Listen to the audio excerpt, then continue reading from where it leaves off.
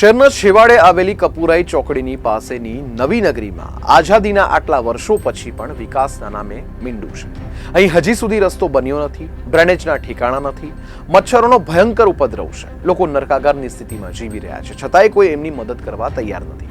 કોર્પોરેશનમાં વારંવાર રજૂઆત કરી હોવા છતાંય કોઈ ઉકેલ મળતો નથી.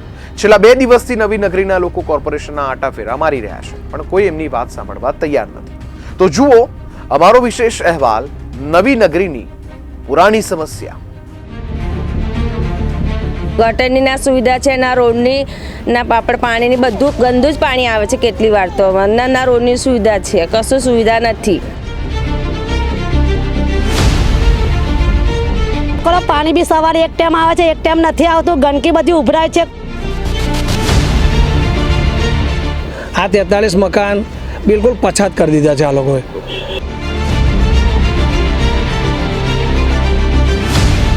આ ભાજપને કોંગ્રેસના ચક્કરમાં અમે લોકો બેસાઈ રહ્યા છે એવું લાગી રહ્યું છે.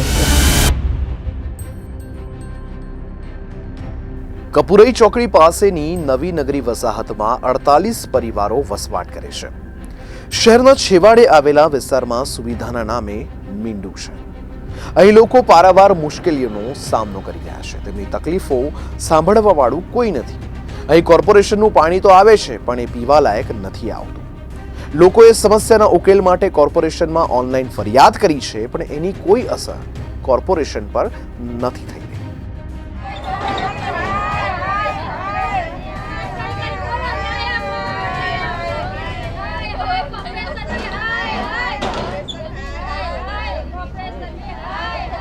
નમસ્કાર દર્શક મિત્રો, જીવન ન્યૂઝમાં આપનું સ્વાગત છે. દર્શક મિત્રો, આજે જીવન ન્યૂઝની ટીમ વડોદરા શહેરના કપુરાઈ વિસ્તારમાં આવેલા નવી નગરીમાં આવી છે. અને ખાસ કરીને નવી નગરીના જે રહીશો છે એ લોકોના વર્ષોથી પડતર પ્રશ્નો છે. ખાસ કરીને રોડ, રસ્તા, પાણી, ડ્રેનેજ અને સામાન્ય મચ્છરોના ઉપદ્રવના કારણે સ્થાનિક લોકો હેરાન પરેશાન છે. આ સ્થાનિક લોકોએ વારંવાર સ્થાનિક કાઉન્સિલરને પણ રજૂઆત કરી છે, પણ છતાં કોઈ નિર્ણય આવ્યો નથી. છેલ્લા 4 દિવસથી આ લોકો કોર્પોરેશનમાં ધરમધક્કા ખાઈ રહ્યા છે. આજે જીવન ન્યૂઝની ટીમ આ નવી નગરીમાં આવી છે અને લોકોની જે વ્યથા છે એ સાંભળવાના અમે પ્રયાસ કરીશું. તો અમારા સાથે જોડાયેલા છે આના સ્થાનિક લોકો. અયુભાઈ, શું કહેવું છે તમારું? વારંવાર રજૂઆત કરેલી છે અને વારંવાર ઓનલાઈન કમ્પ્લેન કરેલી છે. સ્થાનિકોએ જેટલા બી છે આ બધા એક સાથે જવાબ આપવા તૈયાર છે અને કહેશે એ પ્રમાણે પુરાવા બી આપવા તૈયાર છે ઓનલાઈનની. સૌથી પહેલાં મને જણાવો કે શું સમસ્યા છે? સમસ્યા રોડની છે, ડ્રેનેજની છે અને પાણી દોડવું અમુક વખત આવે છે. ગટર લાઈન અને ગટર લાઈનનો તો એટલી બધી સમસ્યા છે કે જેની કોઈ સીમા નહીં. મને સમજાવો કે કાઉન્સિલરો કેમ સાંભળતા નથી? કાઉન્સિલરો હવે શું છે, બીજી જગ્યાઓ પર કામ કરવા વધારે એ લોકો ઉત્સાહિત છે. આ જગ્યા પર નહીં, કપુરાઈ ગામમાં થાય છે. આ 43 મકાન બિલકુલ પછાત કરી દીધા છે આ લોકોએ કે કંઈ છે જ નહીં આ એમ. એટલે કોઈ આવવા તૈયાર નથી. ફોન પર વાત કરીએ તો વાત કરે કે આ થઈ જશે. રૂબરૂ મળવાનું કહીએ, આણંદ છો, નડિયાદ છો, અને અમારા ઘનશ્યામભાઈ જે સોલંકી છે એમને રૂબરૂ મળ્યા, વાત કરી તો એક જ વાત, આવી જઈશું, કાલે થઈ જશે, બસ આ જ બાનું. મને જણાવો કે આ વિસ્તારમાં 2 ભાજપના કાઉન્સિલર છે અને 2 કોંગ્રેસના કાઉન્સિલર છે, એટલે એવું લાગે છે કે તમારી સાથે ઓરમાય વર્તન થાય? હા, એવું લાગી રહ્યું છે કે બસ આ ભાજપને કોંગ્રેસના ચક્કરમાં અમે લોકો બેસાઈ રહ્યા છે એવું લાગી રહ્યું છે.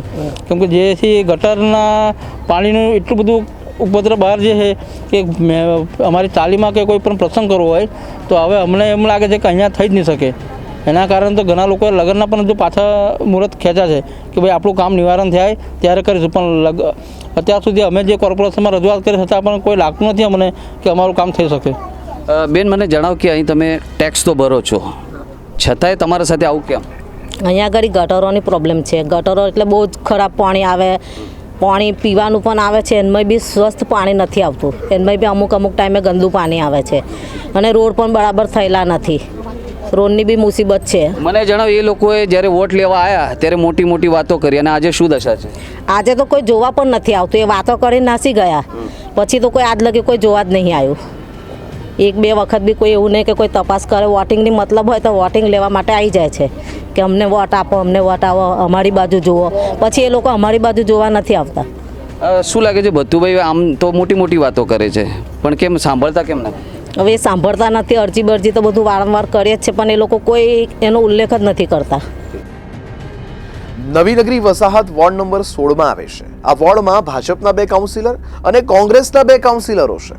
વડોદરા કોંગ્રેસના સિનિયર નેતા ભથ્થુભાઈ પણ આ વિસ્તારના કોર્પોરેટર છે. આમ તો ભથ્થુભાઈ આખા શહેરની સમસ્યા માટે સવાલો ઉઠાવતા હોય છે, પણ જ્યારે એમના વોર્ડની સમસ્યાનો ઉકેલ લાવવાની વાત હોય ત્યારે પાણીમાં બેસી જાય છે. નવી નગરી વસાહતની સમસ્યાનો ઉકેલ માટે ભથ્થુભાઈ કોઈ પ્રયાસ કરે તે ઈચ્છનીય છે. શું કહેશો, નાના નાના બાળકો છે, ક્યાંક ને ક્યાંક લોકો અમારા ગંદકીમાં રહીને જ સ્કૂલે જાય છે. બારે માસ પાણી ગંદકી જ હોય છે અમારા મહેલામાં. ગટરની ના સુવિધા છે, ના રોડની ના પાણીની બધું ગંદુ જ પાણી આવે છે. કેટલી વાર તો ના રોડની સુવિધા છે, કશું સુવિધા નથી. ગેસ લાઈનની બી સુવિધા નથી. સોસાયટીમાં ગેસ લાઈન, અમારી બાજુ ગેસ લાઈનની બી કોઈ સુવિધા નથી. તો મને જણાવો કે તમે લોકો જે અત્યારે જે હાડમારી વેઠી રહ્યા છો, તો આ કાઉન્સિલરનું શું કહેશો અમારા માટે? કાઉન્સિલરોને તો હવે કહીને તો થાકી જ ગયા છે. બાકી હવે વિચારીશું કે ભાઈ અમારે શું કરવું. અમારી તો અહીંયા અત્યારે ગેસ લાઈનની કોઈ સુવિધા નથી. અમારા છોકરાઓને સ્કૂલ જવું પડે, તકલીફ પડી જાય છે. કોઈ વસ્તુ જોવા નથી આવતું. જે વોટિંગ લેવા આવે છે તો કે છે તમારું થઈ જશે થઈ જશે. અત્યારે લગીને અમારી પાસે કોઈ આવતું નથી આ ઘડી. બરાબર, આ ટાઈમ પર આવશે ને વોટિંગ લેવા, તમે કહો પહેલાં અમારું ઘરનું કામ કરાવો, પછી અમને વોટિંગ તમને આપીશું. તો લગીને અમે જોવા નહીં આવીએ તો પછી અમે કશું એમને હાલવા રાજી થઈએ નહીં. જે દિવસ અમારું કામ તૈયાર થઈ જશે તે અમે વોટિંગ આપવા આવીશું. રાત્રે મચ્છરો કરડે, મચ્છર કરડે છે, પાણીનું બધું ઉભરાય છે. જેવું ને તેવું છોકરાઓ હેરાન થાય, બીમાર થાય. અમે ગરીબ ઇન્સાન પૈસા લાવીએ કઈથી સાહેબ? અમે અત્યારે હાલમાં નાના છોકરાઓ કોઈને વેચાતું લાઈન શેર ખાવાનું હોય. અત્યારે તમે આટલી ગંદકી અમારી પાસે જોવા નહીં આવતા. અમે દવાખાના કઈથી લાવીને કરવાના છે અમારે અહીંથી? એટલે તમે ગમે તે કહીને આ સુવિધા પહેલાં કરો. પાણી બી સવારે એક ટાઈમ આવે છે, એક ટાઈમ નથી આવતું. ગંદકી બધી ઉભરાય છે. કોઈ સાહેબો જોવા આ બાજુ આવી શકતા નથી. અમારું કામ ચાલુ કરો તો અમે તમને વોટિંગ આલવા આવીશું. મારો એક જ સવાલ છે તમને, નેતાઓ માટે શું કહેશો? આ બધા જે નેતાઓ છે ખોટા બાંયધરીના આશ્વાસન આપે, એમના માટે શું કહેશો? સાહેબ, કોઈ બધા આશ્વાસન આપે છે કે અમે આવીશું પણ કોઈ આવતું નથી. અમારે અહીંયા આગળ કોઈ સુવિધા કરવા કોઈ આવતું નથી સાહેબ. વોટિંગ લેવાનું થાય તો કહે છે કે અમે આવીશું, અમે બધું કામ કરીશું, પણ કશું જ કામ કરતા નથી. અને ગેસ લાઈનો બી બધા આવી ગઈ છે, અમારા મહેલામાં જ નહીં આવતી. તો દર્શક મિત્રો, એક વાત ચોક્કસપણે નક્કી છે કે આ વિસ્તાર સુવિધાઓથી વંચિત છે. ખાસ કરીને વિસ્તારના કાઉન્સિલરો આ લોકોને કોણે ગોળ ચોંટાડે છે. આ લોકો વારંવાર ધક્કા ખાય છે, પણ એમને જે તકલીફો છે એ સાંભળવા કોઈ તૈયાર નથી. આજે જીવન ન્યૂઝ આ વિસ્તારમાં આવી છે અને એમની સમસ્યાને ઉજાગર કરવાનો અમે એક પ્રયાસ કર્યો છે.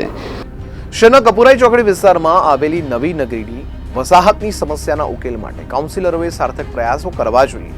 એમની સાથે ઓરમાયું વર્તન રાખવાને બદલે કોર્પોરેશનને તેમની સમસ્યાના ઉકેલ માટે પ્રયત્નો કરવા જોઈએ. નરકાગારની સ્થિતિમાંથી એમને ઉગારવા માટે સામૂહિક પ્રયાસો અનિવાર્ય છે.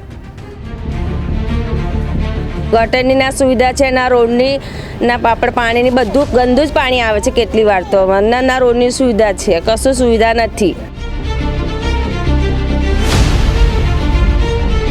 પાણી બી સવારે એક ટાઈમ આવે છે, એક ટાઈમ નથી આવતું. ગંદકી બધી ઉભરાય છે.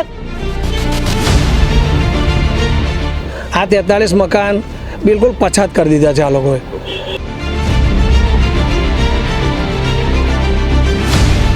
આ ભાજપને કોંગ્રેસના ચક્કરમાં અમે લોકો બિસાઈ રહ્યા છે એવું લાગી રહ્યું છે.